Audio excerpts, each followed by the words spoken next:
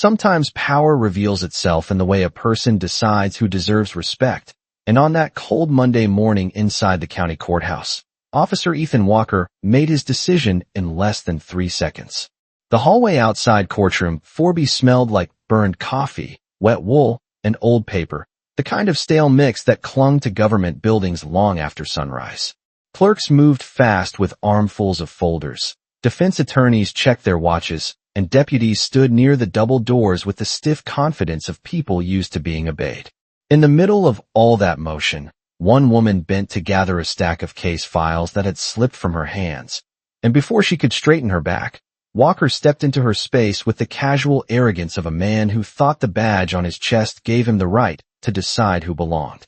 "Ma'am, I don't know who told you this was your hallway," he said, loud enough for half the corridor to hear, "but you need to move."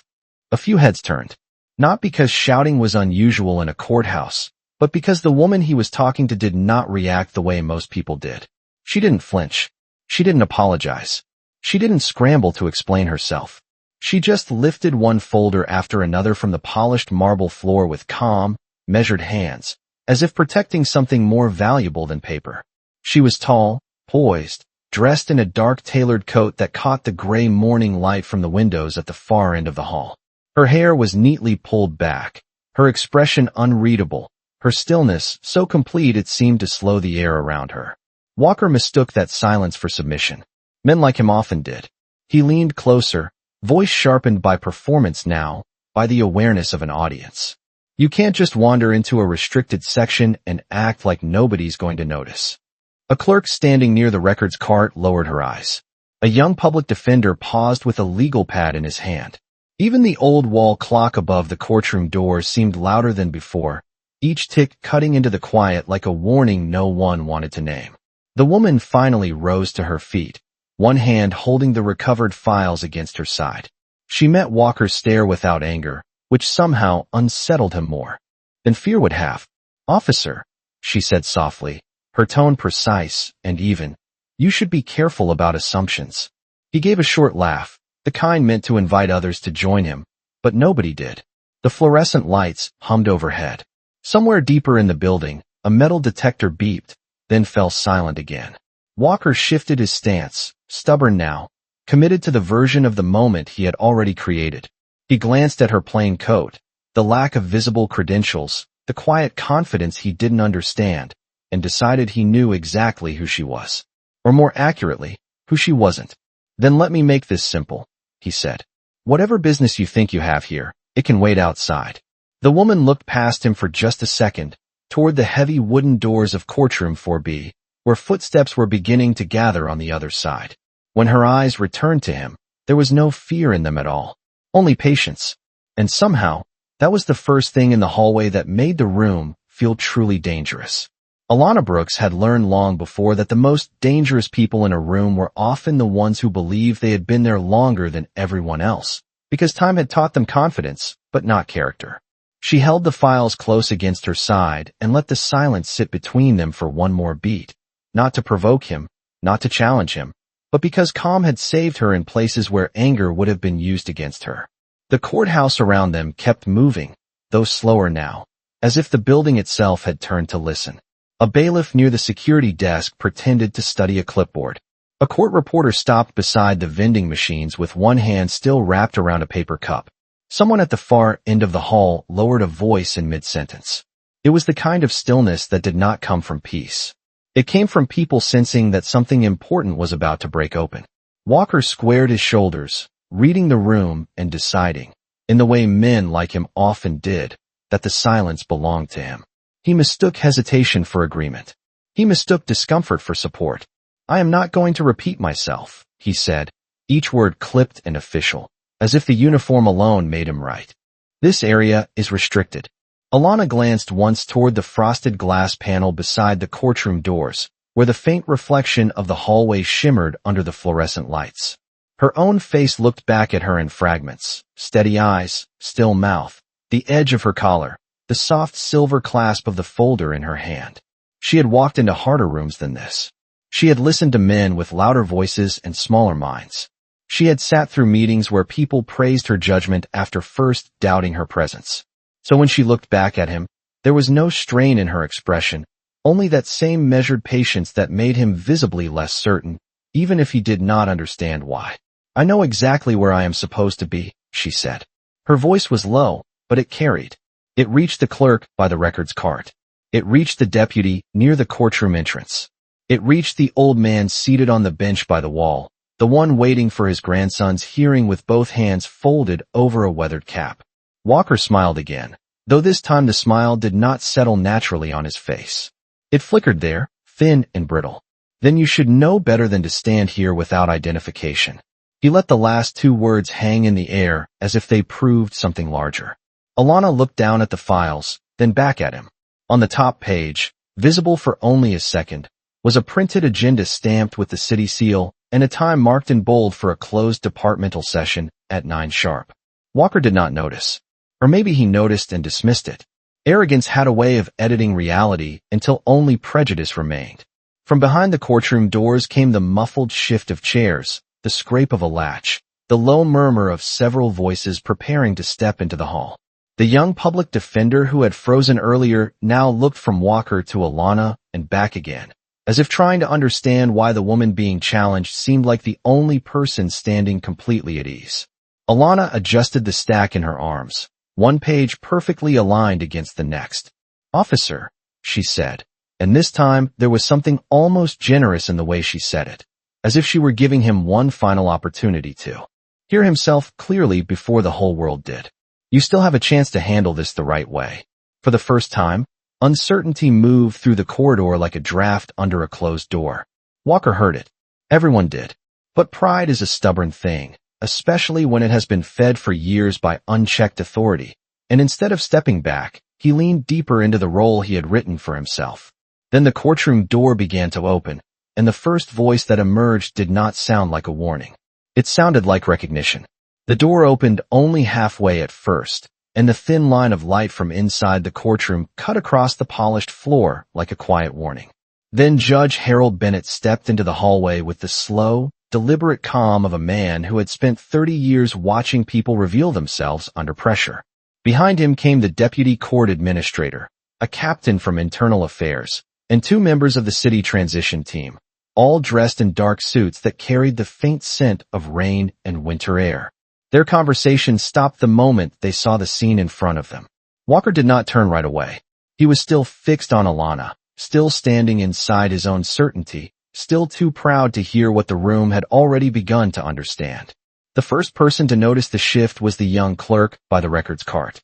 Her eyes widened, then dropped to the folder in Alana's hand, then lifted again toward the judge as if the pieces had finally clicked into place. In that instant the hallway changed. Not in volume, because nobody spoke. Not in movement, because no one dared. It changed in gravity. Every stare seemed to settle in one place. And for the first time that morning, Ethan Walker became aware that he was no longer controlling the moment. Judge Bennett looked at Alana first, not with surprise, but with the measured respect reserved for someone important arriving exactly on time. "Good," he said, checking the silver watch at his wrist. "You made it before the briefing started." Walker blinked once. The words landed, but not yet their meaning. The captain from Internal Affairs stepped forward next, his expression tightening in a way that would have unsettled any officer paying attention. "We have the conference room ready," he said. "The commissioners are already waiting upstairs." Alana gave the smallest nod, composed as ever, one hand resting lightly over the stack of city documents. She did not rush to explain herself. She did not reach for authority like a weapon. She simply stood there and let truth arrive in its own time, which somehow made it feel heavier. The deputy court administrator glanced from Alana to Walker and then back again, and her face sharpened with concern. "Is there a problem here?" she asked. The question was addressed to the hallway, but it landed squarely on Walker's shoulders. For the first time, he turned fully toward the people emerging from the courtroom. He saw the judge. He saw the internal affairs captain. He saw the transition team, the city seals clipped to their folders, the legal pads, the expectation in their faces.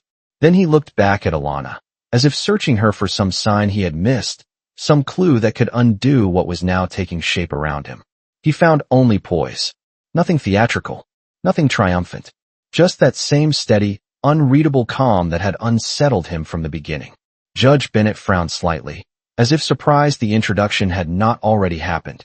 "Officer," he said, his voice even but firm, "this is Chief Alana Brooks." The title moved through the corridor with the force of a struck bell. Nobody repeated it. Nobody needed to. The old man on the bench lifted his head. The public defender near the wall lowered his legal pad. The clerk by the cart pressed her lips together to hide the shock rising there. Walker's posture changed so subtly that only someone watching closely would have seen it. His shoulders lost an inch. His jaw tightened. The certainty drained out of his face so fast, it was almost colorless.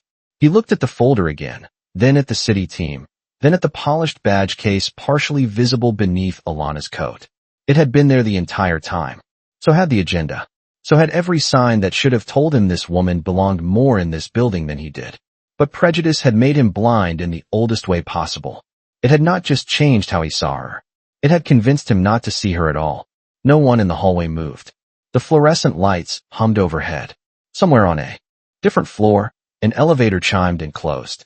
Alana finally shifted the files in her arms and looked at Walker with a gaze that held no anger, which in that moment felt far more devastating than anger ever could. "Now," she said quietly, "would you like to try this again?"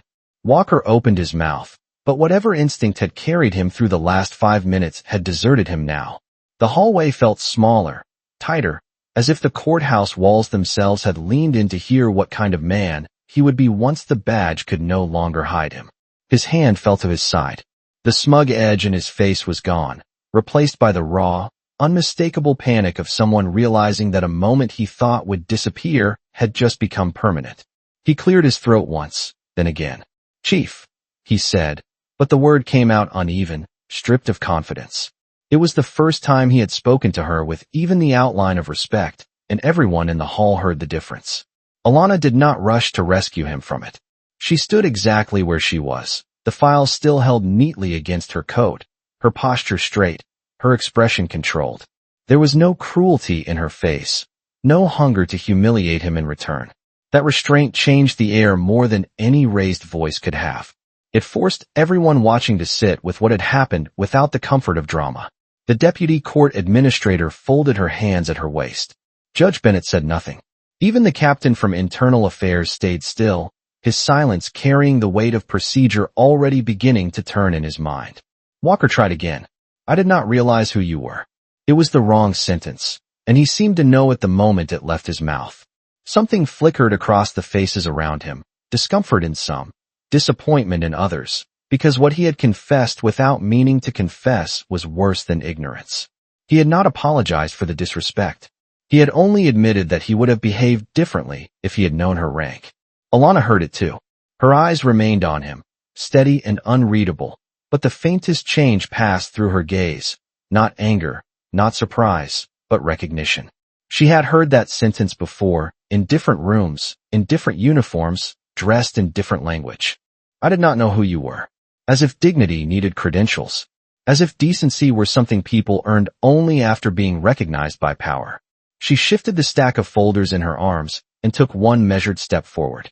Her heels made a soft sound against the marble, small but precise, and that quiet sound seemed to travel through the corridor with more authority than any shout Walker had used all morning. "That," she said, her voice calm enough to make everyone lean in, "is exactly the problem." No one moved. The old man on the bench lifted his chin a little higher. The young public defender near the wall stared at the floor as if ashamed he had not spoken sooner.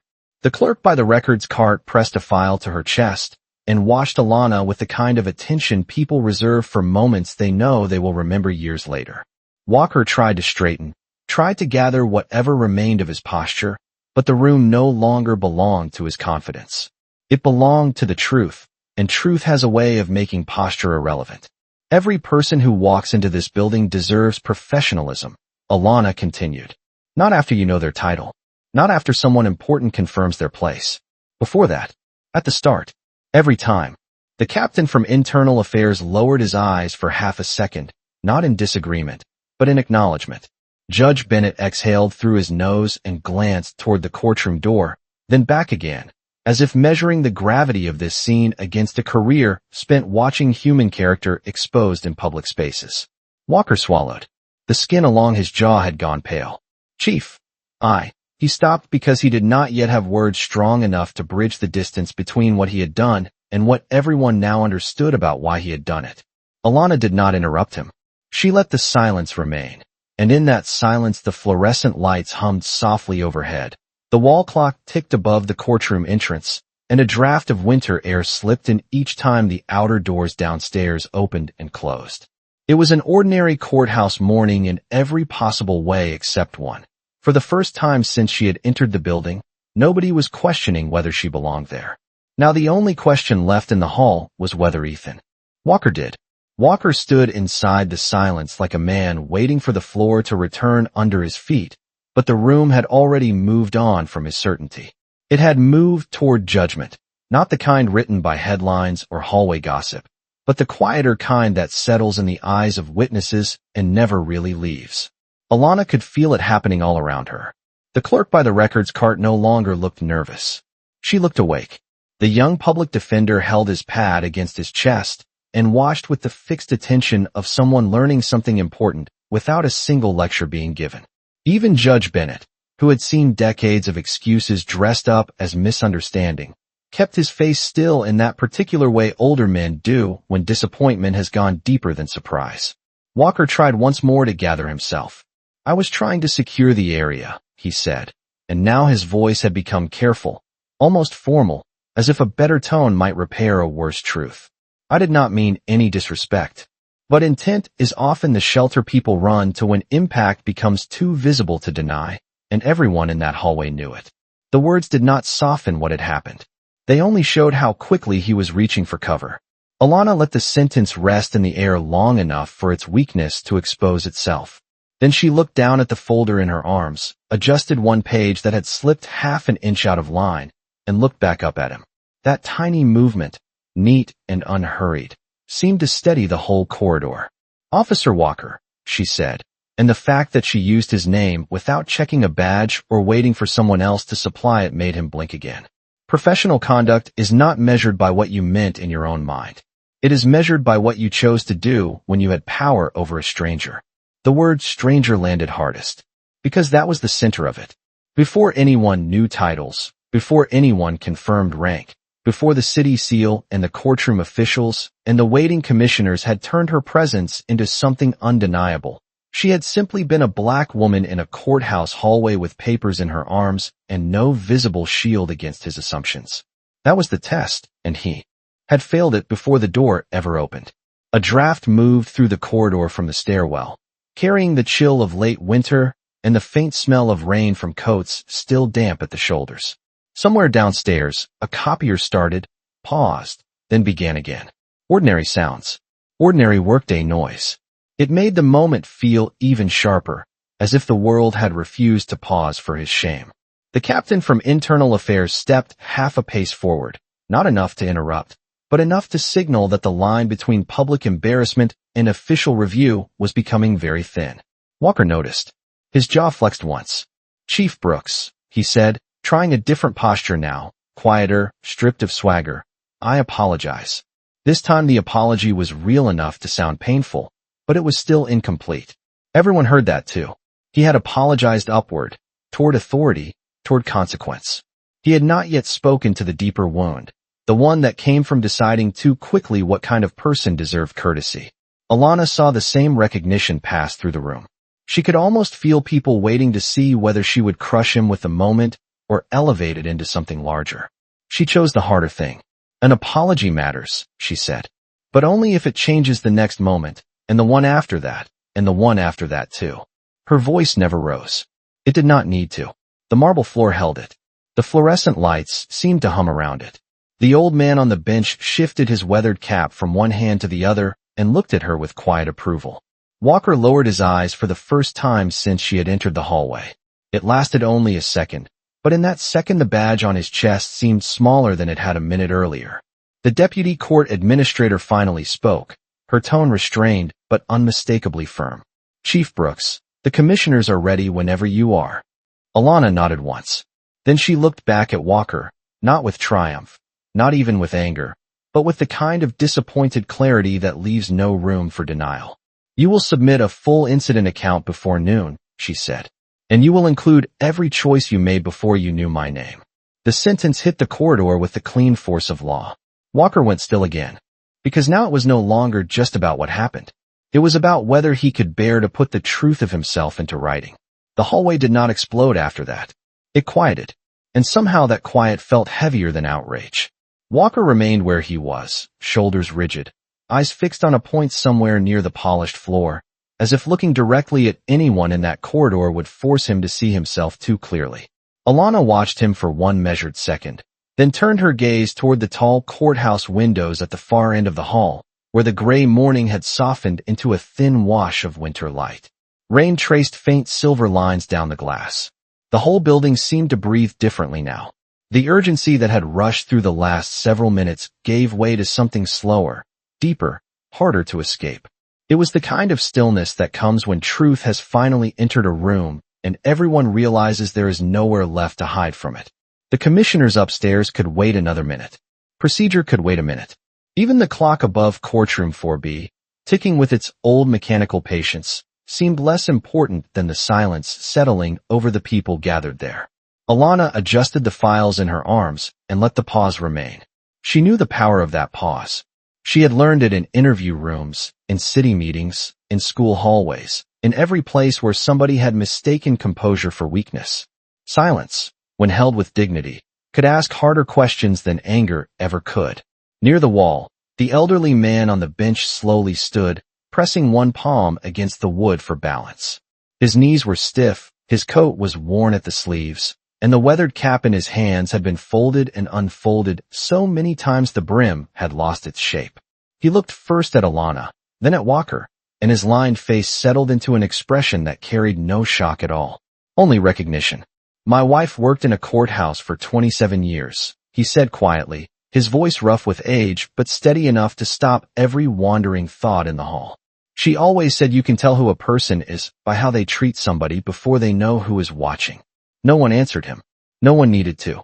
The sentence moved through the corridor and found its place among the marble, the folders, the uniforms, the polished shoes, the city seals.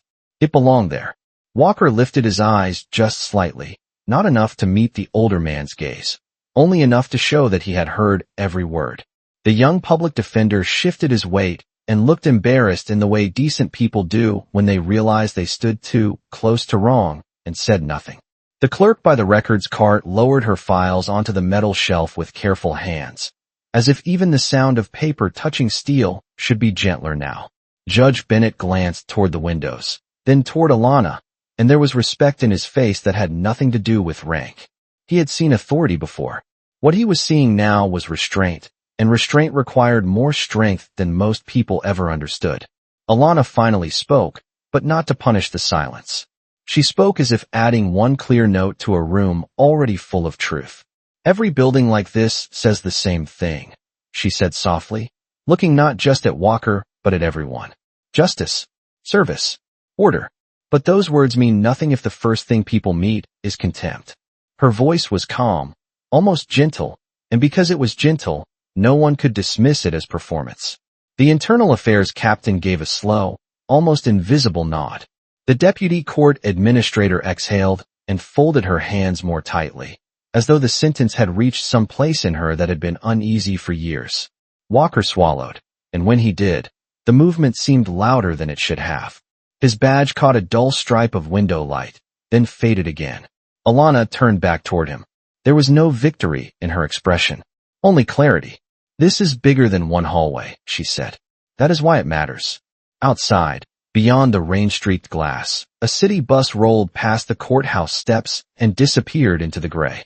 Inside, the fluorescent lights hummed overhead. The clock kept ticking, and for one suspended moment Ethan Walker seemed to understand that what stood before him was not simply a superior officer, not simply consequence, not simply embarrassment.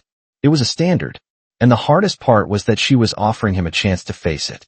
Walker had spent years trusting the reflex that had just failed. Him, the quick judgment, the clipped tone, the private certainty that he could read a person in one glance and be obeyed in the next. Now, standing under the courthouse lights with rain dimming the windows and witnesses all around him, He began to understand what that reflex had cost him. Not just this moment. More than that. The realization did not come all at once. It moved through him in pieces, like cold working its way through a coat that had looked warm enough from the outside. He looked at Alana again, really looked this time, and saw details he had ignored before. The city seal embossed on the top document. The badge case half visible beneath the line of her coat. The way the people around her did not merely recognize her, but oriented themselves around her calm. None of that had appeared suddenly. It had been there from the beginning. The only thing missing had been his willingness to see it. The old man's words still hung in the corridor. So did Alana's. Justice. Service. Order. Walker had repeated those words in oath ceremonies, in training rooms, in public statements made for cameras and community breakfasts. But hearing them now, stripped of ceremony and placed next to his own conduct, they sounded less like values he served and more like standards he had been borrowing without earning. He drew a slow breath, and for the first time all morning did not try to defend himself before speaking. Chief Brooks, he said, and his voice was quieter now, worn down to something closer to truth. You were right. The sentence was simple, but simplicity gave it weight. It did not solve anything. It did not erase the hallway, or the assumptions, or the eyes still resting on him from every side. But it was the first thing he had said that was not designed to protect himself. Alana did not answer immediately. She watched him with that same steady patience, and in her silence there was room for him to continue if he chose to. He did. I judged you before I knew anything about you, he said. His face tightened on the admission, not because the words were hard to pronounce, but because they were finally accurate. And if I am honest, I judged you because I thought I could. No one in the corridor shifted. The honesty had changed the air again, this time in a quieter, more painful direction. The young public defender lifted his eyes. The clerk by the records cart drew in a breath and let it out slowly. Even Judge Bennett's expression eased by a fraction, not with approval, but with the acknowledgement that the truth had at last entered the record. Walker lowered his gaze for a moment, then forced himself to raise it again.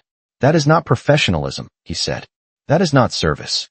The words sounded almost unfamiliar in his mouth, as if he were hearing his own job described for the first time. Alana held his gaze, and for a brief second something softer moved through her expression, not forgiveness yet, but recognition of effort where there had only been arrogance before. She knew better than most that admission was not transformation. Still, it mattered. Not because he deserved comfort, but because truth spoken plainly is the first crack in a wall people spend years pretending is solid. The internal affairs captain glanced toward the deputy court administrator, then back toward Alana, waiting. The courthouse had resumed its distant sounds by then, phones ringing faintly from another office, an elevator opening on a different floor, shoes passing somewhere far down the corridor. Life had started moving again, but this hallway remained held in place by the gravity of what had just been said. Alana finally nodded once, the movement small and deliberate. Then write that, she said. Write exactly that. Walker swallowed and gave a tight, almost stunned nod, because he understood what she was asking. Not a polished report. Not a convenient version. Not language filed down until no one could feel its edge. The truth. On paper. In his own name. He looked at her, as if only now realizing that her strength had never come from the title waiting upstairs. It had come from the fact that even after being dismissed, challenged, and reduced in his mind, she had still chosen principle over spectacle. She could have ruined him in front of everyone. Instead, she had required him to face himself. And for the first time that morning, Ethan Walker understood that her authority was not frightening because it outranked his.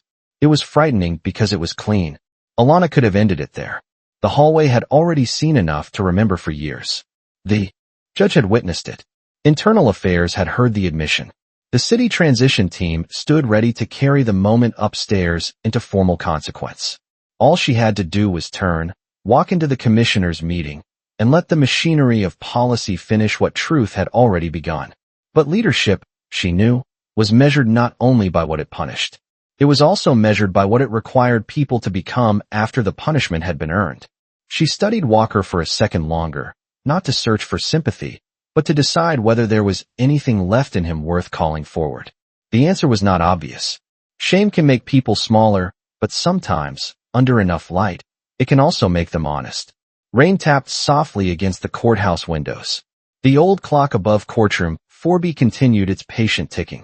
Somewhere near the stairwell, a radio murmured and went quiet again. The building had begun to move forward, but this corner of it remained suspended, as if everyone present understood that the next sentence mattered more than the last one. Alana shifted the folder in her arms and spoke with the same calm she had carried from the start. "You are going to file the report," she said. "You are going to tell the truth in it. And after that, you are going to sit through every review, every interview, and every correction that comes with it." Walker nodded once, tight and wordless. She did not stop there. "And when you come back to work, if you come back to work, you will understand that courtesy is not something you save for rank. Respect is not a reward for being recognized. It is the minimum standard before recognition ever arrives." The words settled into the corridor with quiet force. The clerk by the records cart blinked quickly and looked down as if steadying herself. The young public defender drew in a breath through his nose and let it out slowly, his face changed by something more than relief. Judge Bennett folded his hands behind his back and lowered his chin, the expression of a man hearing a principle stated exactly as it should have been years ago. Walker looked at Alana, then with an expression stripped of everything false. "Why are you giving me that chance?" he asked, and for the first time there was no performance in him at all. It was not a challenge. It was not self-pity. It was a real question, asked by someone who had expected anger and found discipline instead. Alana's answer came without hesitation. "Because this department has enough fear in it already," she said. "What it needs now is a standard." The internal affairs captain glanced at her with something close to admiration. The deputy court administrator pressed her lips together and looked toward the windows, as if the sentence had touched some private memory she had never put into words. Walker lowered his head, not in collapse, but in acceptance. He understood then that she was not excusing him. She was doing something harder. She was refusing to let him shrink this into a single ugly moment that could be blamed on pressure, misunderstanding, or a bad morning. She was naming it as character, and then demanding better character in return. Alana finally turned toward the waiting officials. The city seal on the top page caught the pale light from the windows. Her coat moved softly at her knees as she stepped forward. Then she paused once more and looked back just enough for her voice to reach him without rising. "Do not waste the truth you were forced to see today," she said. No one spoke after that. She walked toward the stairwell with the commissioners beside her, and the hallway parted for her without being asked. Behind her, Ethan Walker remained under the fluorescent lights, motionless, carrying not the weight of public embarrassment now, but something far more lasting. The first real measure of the man he would be after this moment was over. By the time Alana Brooks reached the top of the courthouse stairs, the rain had softened to a fine gray mist that blurred the city beyond the glass, turning traffic lights into muted color and the morning sky into a sheet of pale steel. The commissioners were waiting in the conference room exactly as promised, folders open, coffee cooling beside legal pads, the business of transition already lined up in neat rows of procedure and expectation. But something had shifted before she ever entered that room. It moved with her in the quiet confidence of her stride, in the measured set of her shoulders, in the silence that followed her name once the door closed behind her. Downstairs, the hallway outside courtroom 4B had returned to its ordinary rhythm. Clerks resumed pushing carts. Attorneys gathered files against their coats.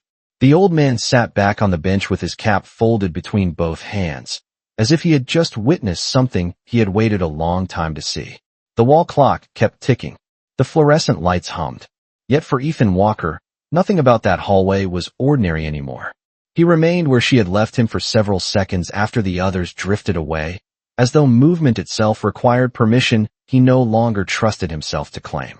The marble floor beneath him held the faint reflection of his uniform shoes. The frosted glass beside the courtroom door reflected only fragments of his outline now. A shoulder, the dark edge of his sleeve, the hard line of a man beginning to see how incomplete his own image had always been.